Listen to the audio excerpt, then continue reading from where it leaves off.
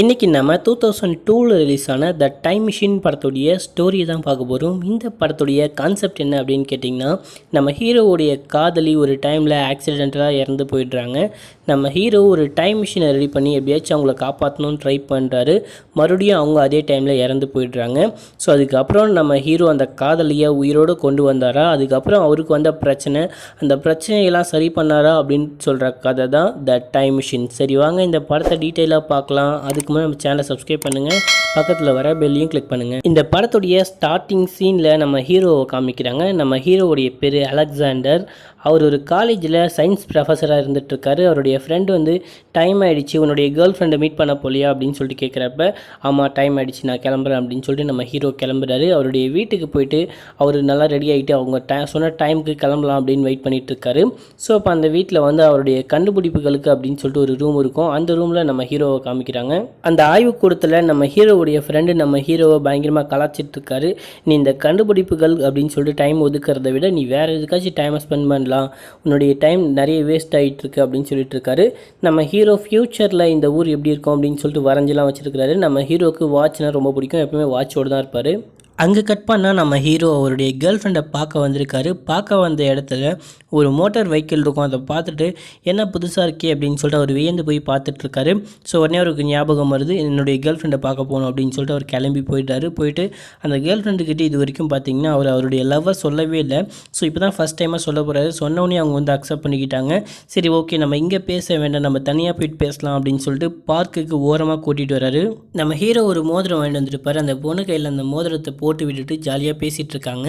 பேசிகிட்டே இருக்கிறப்ப அந்த பக்கம் ஒரு திருடன் வரான். திருடன் வந்துட்டு இவங்க ரெண்டு பேர் தனியாக இருக்கிறத பார்த்துட்டு கன்னை வச்சு மிரட்டுறான். அவங்க கையில் இருக்கிற எல்லாத்தையுமே கொடுங்க அப்படின்னு கேட்குறான்.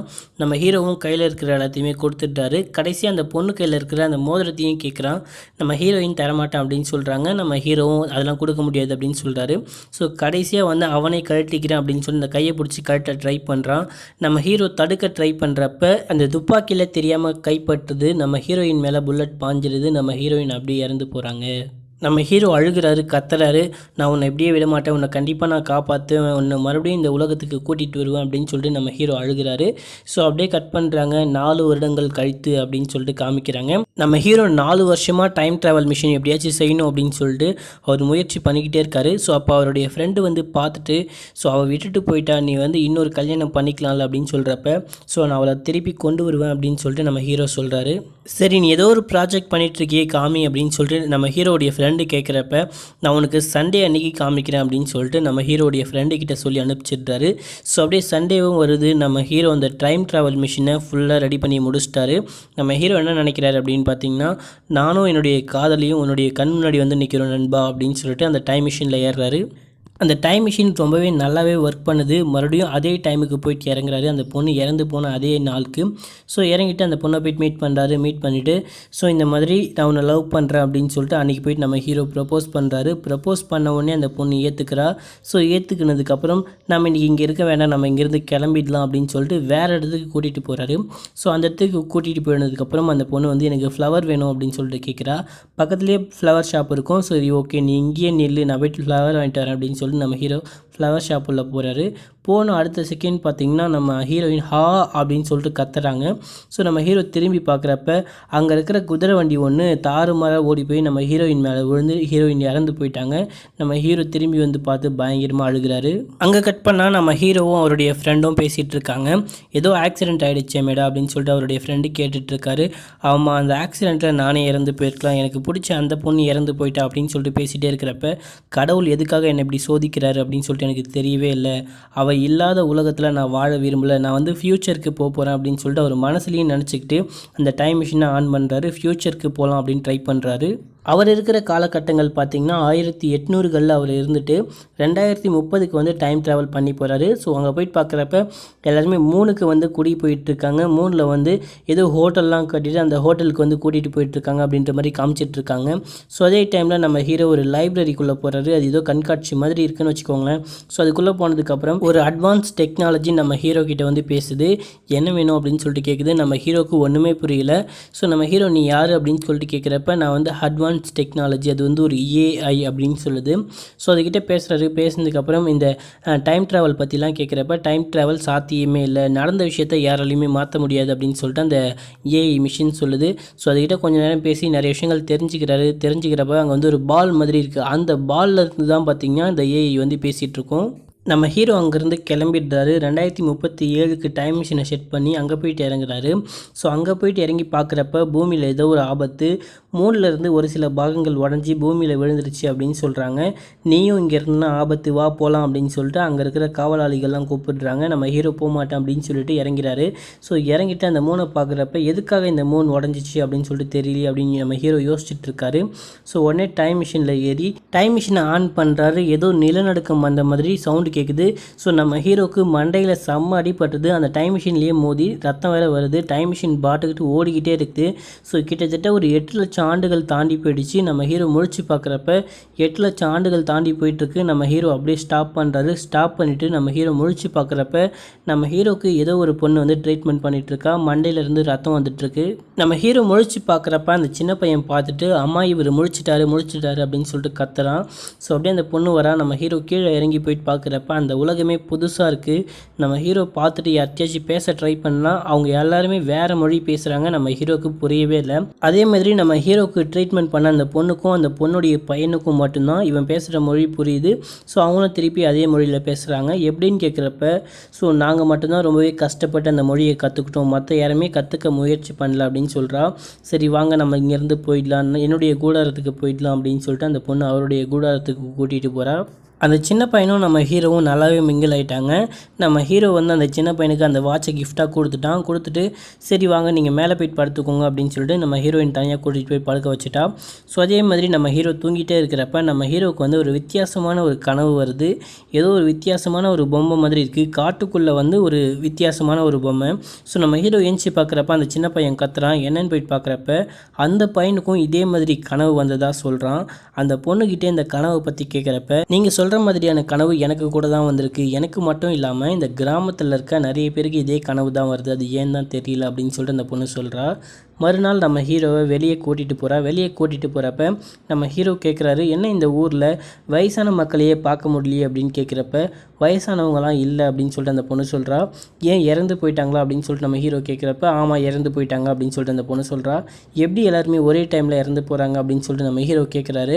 ஸோ அதெல்லாம் நீங்கள் தெரிஞ்சிக்க வேணாம், நிறைய விஷயங்களை நீங்கள் தெரிஞ்சிக்காமல் இருக்கிறதே நல்லது அப்படின்னு சொல்லிட்டு நம்ம ஹீரோவை அந்த பொண்ணு கூட்டிகிட்டு போகிறா. அந்த டைம் மிஷின் இருக்கிற இடத்துக்கு நம்ம ஹீரோவை கூட்டிகிட்டு போயிட்டு காமிக்கிறா. நம்ம ஹீரோ பார்க்குறப்ப டைம் மிஷின் நல்லாவே ஒர்க் பண்ணுது அப்படின்னு சொல்லி நம்ம ஹீரோ சொல்கிறாரு. என்ன உங்களுடைய காலத்துக்கு போக போகிறீங்களா அப்படின்னு சொல்லிட்டு கேட்குறப்ப, ஆமாம் நான் போக போகிறேன் அப்படின்னு சொல்லிட்டு நம்ம ஹீரோ சொல்கிறாரு. போகிறப்ப என்னுடைய பையனையும் கூட்டிகிட்டு போங்க அப்படின்னு சொல்லிட்டு அந்த பொண்ணு சொல்கிறா. என்ன அவசியம் அப்படின்னு சொல்லிட்டு கேட்குறப்ப, அங்கே பயங்கரமாக சத்தம் கேட்குது. நம்ம ஹீரோவும் அந்த பொண்ணும் போயிட்டு பார்க்குறப்ப நிறைய விசித்திரமான மனிதர்கள் வந்துட்டு அங்கே இருக்கிற மக்களெல்லாம் பிடிச்சி கொண்டு போயிட்டுருக்காங்க. நிறைய மக்களை வந்து வேட்டையாடிட்டு இருக்காங்க. அப்படியே பூமிக்குள்ளே புதஞ்சு போயிட்டுறாங்க நிறைய பேரை வேட்டையாடி. ஒரு கட்டத்தில் ஒரு அகோர மனுஷன் அந்த பொண்ணையுமே பிடிச்சிக்கிட்டு பூமிக்குள்ளே போயிட்டான். நம்ம ஹீரோ காப்பாற்ற ட்ரை பண்ணுறாரு, காப்பாற்ற முடியல. ஸோ ஒரு கட்டத்தில் அங்கே இருக்கிறவங்க எல்லாருக்கிட்டையுமே வந்து நம்ம ஹீரோ, எதுக்காக நீங்கள் எதிர்த்து சண்டை போட மாட்டீங்க, அவங்கள நினச்சி பயப்படுறீங்க அப்படின்னு சொல்லிட்டு கேட்குறப்ப, நாங்கள் கடந்த காலத்தை நினச்சி வருத்தப்பட மாட்டோம், எதிர்காலத்தை நினச்சி சந்தோஷப்படுவோம் அப்படின்னு சொல்லிட்டு அங்கே இருக்கிறவங்கலாம் சொல்கிறாங்க. ஸோ அதே டைமில் அந்த சின்ன பையன்கிட்ட போயிட்டு கேட்குறப்ப, நீங்கள் அங்கே போக தேவையில்ல, அங்கே போகிற வழிலாம் எனக்கு தெரியாது அப்படின்னு சொல்லிட்டு அந்த பையன் சொல்கிறான். நான் எப்படியாச்சும் உங்கள் அம்மாவை காப்பாற்றுறேன் அப்படின்னு சொல்லிட்டு நம்ம ஹீரோ கேட்குறப்ப, இல்லை நீங்கள் அங்கே போனீங்கன்னா இறந்து போயிடுவீங்க அப்படின்னு சொல்லிட்டு அந்த பையன் சொல்கிறான். இல்லை நான் கண்டிப்பாக போய் தான் தீருவேன் அப்படின்னு சொல்கிறப்ப அந்த சின்ன பையனே அந்த இடத்துக்கு கூட்டிகிட்டு போகிறான். அங்கே போயிட்டு பார்க்குறப்ப இதுக்கு முன்னாடி ஒரு லேட்டஸ்ட் டெக்னாலஜி பார்த்தோம் பார்த்தீங்களா, ஒரு ஏஐ, அது வந்து அங்கே இருக்குது. ஸோ அதுக்கிட்ட போயிட்டு பேசுகிறப்ப, இங்கே வந்து 2 விதமான மனுஷங்க வாழ்ந்துட்டுருக்காங்க, ஒருத்தவங்க மேலே ஒருத்தவங்க கீழே அப்படின்னு சொல்லிட்டு நிறைய விஷயங்கள் அந்த ஏஐ சொல்லுது. நிறைய பேர் அழிஞ்சு போயிட்டாங்க, ஆனால் நான் மட்டும் இன்னமும் வாழ்ந்துட்டுருக்கேன் அப்படின்னு சொல்லிட்டு அந்த ஏஐ சொல்லுது. ஸோ அடுத்ததாக அந்த சின்ன பையன் அந்த அகோர மனிதர்கள் இருக்கிற இடத்துக்கு வந்து கூட்டிகிட்டு போகிறான். கூட்டிகிட்டு போனதுக்கப்புறம் நம்ம ஹீரோ சொல்கிறாரு, நீ வர வேண்டாம், நீ போயிடு, நான் போயிட்டு உங்கள் அம்மாவை காப்பாற்றுறேன் அப்படின்னு சொல்லிட்டு நம்ம ஹீரோ தனியாக போகிறாரு. அதுக்குள்ளே போயிட்டு பார்க்குறப்ப பூமிக்குள்ளே ஒரு உலகமே இருக்குது. நிறைய அகோர மனிதர்கள் வாழ்ந்துட்டுருக்காங்க, நிறைய விஷயத்தை யூஸ் பண்ணுறாங்க. அவங்க வந்து மிஷின் சிஸ்டமை வச்சு தான் வந்து மேலே வந்துட்டு உள்ளே போகிற மாதிரிலாம் பண்ணிகிட்ருக்காங்க. ஸோ அதே டைமில் ஒரு இடத்துக்கு போயிட்டு நம்ம ஹீரோ பார்க்குறப்ப அது வந்து மனித கறி வெட்டுற இடமா இருக்குது. ஸோ நம்ம ஹீரோ அப்படியே வழுக்கி கீழே விழுந்துட்டாரு. விழுந்து பார்க்குறப்ப அந்த இடத்துல நிறைய மனித எலும்பு கூடுகளாக கிடைக்குது, மனித கழிவுகள் நிறைய இருக்குது. நம்ம ஹீரோவை அங்கே இருக்கிற ஒரு அகோர மனுஷன் பார்த்துட்டு அவனுடைய ராஜா கிட்ட தூக்கிட்டு போய் போட்டுறான். ராஜாக்கு இருக்கிற இடத்துலையே தான் பார்த்தீங்கன்னா இப்போ கடத்திட்டு போனால் அந்த பொண்ணையுமே ஒரு கூண்டுக்குள்ளே அடைச்சி வச்சிருக்கிறாங்க. நம்ம ஹீரோ கீழே போயிட்டு பார்க்குறப்ப ஒரு வெள்ளைக்காரன் ஒருத்தன் இருக்கிறான். அவன் நம்ம ஹீரோ கிட்ட பேசுகிறான். நிலா பூமியில் விழுந்ததுக்கப்புறம் மேலே சிலர் வாழ ஆரம்பித்தாங்க, பூமிக்கு கீழே சிலர் வாழ ஆரம்பித்தாங்க. நாங்கள் கீழே வந்துட்டு மேலே போயிட்டு பார்க்குறப்ப எங்களால் சூரிய ஒளியை தாங்க முடியல, அதனால் நாங்கள் பூமிக்குள்ளேயே வாழ ஆரம்பிச்சிட்டோம். இங்கே வந்து விவசாயம்லாம் பண்ண முடியல, அதனால் நாங்கள் மனித கறி சாப்பிட ஆரம்பிச்சிட்டோம் அப்படின்னு சொல்கிறப்ப நம்ம ஹீரோ சண்டை போடுறாரு. அதே மாதிரி அந்த வெள்ளையாக இருக்கிற வெள்ளைக்காரன் சொல்லுவான், ஸோ இந்த மாதிரி எங்களுக்கெல்லாம் ஒரு சில சக்திகள் இருக்கும், எங்களால் அடுத்தவங்களுடைய மனசை படிக்க முடியும் அப்படின்னு சொல்கிறப்ப நம்ம ஹீரோ வந்து அதுக்காக நீங்கள் மனுஷ கறி சாப்பிடுவீங்களா அப்படின்னு சொல்லிட்டு நம்ம ஹீரோ போய்ட்டு சண்டை போடுறாரு. சண்டை போடுறப்ப நாங்கள் வந்து ஆண்களை மட்டும்தான் சாப்பிடுவோம், பெண்களை சாப்பிட மாட்டோம், பெண்களை வந்து இனப்பெருக்கத்துக்கு யூஸ் பண்ணுவோம் அப்படின்னு சொல்லிட்டு அந்த வெள்ளைக்காரன் சொல்கிறான். நம்ம ஹீரோ சொல்வார், ஒழுங்கு மரியாதையே எங்கள் 2 பேரையுமே இங்கேருந்து விட்டுரு அப்படின்னு சொல்கிறப்ப, டைம் ட்ராவல் பண்ணி வந்த உனக்கே அவ்வளோ திமிருனா இங்கேயே வாழ்கிற எங்களுக்கு எவ்வளோ திமிரு இருக்கும், எங்களுக்கு யாராலையும் உத்தரவு போட முடியாது அப்படின்னு சொல்லிட்டு நம்ம ஹீரோவுடைய மனசில் இருக்க எல்லாத்தையுமே சொல்வார். உன்னுடைய காதலி இறந்து போயிட்டா அப்படின்னு சொல்லிட்டு ஒரு டைம் மிஷினை ரெடி பண்ணி அந்த காதலியை காப்பாற்ற போயிட்டு கடந்த காலத்தை மாற்றி அமைக்க முடியாதா அப்படின்னு சொல்லி நீ நினச்சிட்டு இருக்க எல்லாமே எனக்கு தெரியும், ஒரு வேளை உன்னுடைய காதலி உயிர் பழைச்சிருந்தா என்ன நடந்திருக்கும் அப்படின்னு சொல்லிட்டு அங்கே போயிட்டு பாரு அப்படின்னு சொல்லிட்டு நம்ம ஹீரோவை அனுப்பிச்சு வைக்கிறாரு. நம்ம ஹீரோவும் ஒரு இடத்துல வந்து பார்க்குறப்ப ஸோ நம்ம ஹீரோவுக்கு 2 ஆப்ஷன் இருக்குது. குழந்தை குட்டியோட சந்தோஷமாக ஃபேமிலியாக வாழ்கிறதா, அப்படி இல்லைனா டைம் மிஷின் ரெடி பண்ணணும் அப்படின்ற அவருடைய ஆம்பிஷனை பார்க்குறதா அப்படின்னு ஒரு டைம் வரப்போ நம்ம ஹீரோ அவருடைய ஆம்பிஷனை தூக்கி போட்டுட்டு குடும்பம்தான் முக்கியம் அப்படின்னு சொல்லிட்டு போயிட்டாரு. அதனால் அவருடைய வாழ்க்கையே முடிஞ்சு போயிட்டுருக்கு. ஸோ அதனால் கடவுள் வந்து இவருடைய வாழ்க்கையை இப்படி தான் அந்த டைம் மிஷினை இவர் தான் ரெடி பண்ணணும் அப்படின்னு சொல்லிட்டு படைச்சிருக்கிறதா அந்த அகோர மனுஷன் சொல்கிறான். அதனால் உன்னால் கடந்த காலத்தை மாற்றவே முடியாது, எதிர்காலத்தை தான் உன்னால் மாற்ற முடியும் அப்படின்னு சொல்லிட்டு அந்த அகோர மனுஷன் சொல்லிவிட்டு உன்னுடைய ஆராய்ச்சியை நீ போய் தொடங்கலாம் அப்படின்னு சொல்லிட்டு அந்த டைம் மிஷினை வர வைக்கிறான். நம்ம ஹீரோவும் அந்த டைம் மிஷினில் போயிட்டு உக்காந்துட்டு என்னுடைய பொருள் ஒன்று உங்ககிட்ட இருக்குது அப்படின்னு சொல்லிட்டு நம்ம ஹீரோ சொல்கிறாரு. நம்ம ஹீரோவுடைய வாட்ச் வந்து இந்த அகோர மனுஷன் கையில் இருக்கும்.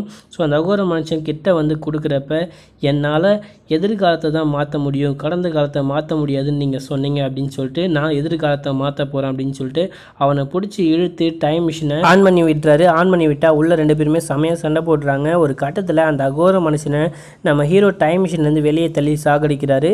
நம்ம ஹீரோ ஒரு இடத்துல வந்து நிற்கிறாரு, நின்றுட்டு பயங்கரமாக யோசிக்கிறாரு. ஸோ மறுபடியும் அவர் அதே டைமுக்கு போயிட்டு அந்த பொண்ணை காப்பாற்றுறாரு. காப்பாற்றிட்டு அங்கே என்ன பண்ண போகிறீங்க, நிறைய அகோர மனுஷங்க இங்கே வராங்க அப்படின்னு சொல்லிட்டு அந்த பொண்ணு சொல்லுவாள், என்னை எதிர்காலத்துக்கு கூட்டிகிட்டு வந்து இந்த மிஷினையே எதிர்காலத்துக்கு அனுப்ப போகிறேன் அப்படின்னு சொல்லிட்டு அந்த டைம் மிஷினில் அந்த கடிகாரத்தை உள்ளே தூக்கி போட்டுட்டு ஆன் பண்ணி விட்டுட்டாரு. அந்த மிஷின் வந்து ஏதோ ரிப்பேர் ஆன மாதிரி பயங்கரமாக ஒரு சவுண்டு தான் கேட்குது. ஸோ இவங்க 2 பேருமே தப்பிச்சு மேலே போயிடுறாங்க. மேலே போனதுக்கப்புறம் அந்த மிஷின் அப்படியே வெடித்து செதற மாதிரி காமிக்கிறாங்க. அந்த பொண்ணு சொல்லுவா, டைம் மிஷின் ரிப்பேர் ஆகிடுச்சு போல் அப்படின்னு சொல்கிறப்ப டைம் மிஷின் போனால் போது, நீ உயிரோடு கிடச்சிது எனக்கு சந்தோஷம் தான் அப்படின்னு சொல்லிட்டு நம்ம ஹீரோ சொல்கிறாரு. நம்ம ஹீரோக்கு ஒரு புது காதலி கிடச்சிட்டாங்க. அப்படியே அங்கே கட் பண்ணுறாங்க. நம்ம ஹீரோ அமெரிக்காவுடைய வரலாறுலாம் சொல்லி கொடுத்துட்ருக்காரு. ஸோ மறுபடியும் அங்கே கட் பண்ணால் அந்த வீட்டில் காமிக்கிறாங்க. அந்த நம்ம ஹீரோவுடைய ஃப்ரெண்டும் அந்த வீட்டில் வேலை செய்கிற அந்த வயசான பாட்டியும் பேசிகிட்டு இருக்காங்க. ஸோ எப்போ அவர் வருவார் அப்படின்னு சொல்லிட்டு தெரியலையே அப்படின்னு சொல்லிட்டு பேசிகிட்டு இருக்காங்க. அதோடு இந்த படத்துடைய ஸ்டோரியை முடிக்கிறானுங்க. ஸோ இந்த படம் உங்களுக்கு பிடிச்சதா இல்லையா அப்படின்னு சொல்லிட்டு கீழே கமெண்ட் பண்ணுங்கள். மறக்காமல் நம்ம சேனலை சப்ஸ்கிரைப் பண்ணுங்கள். ஓகே ஃப்ரெண்ட்ஸ், பாய்.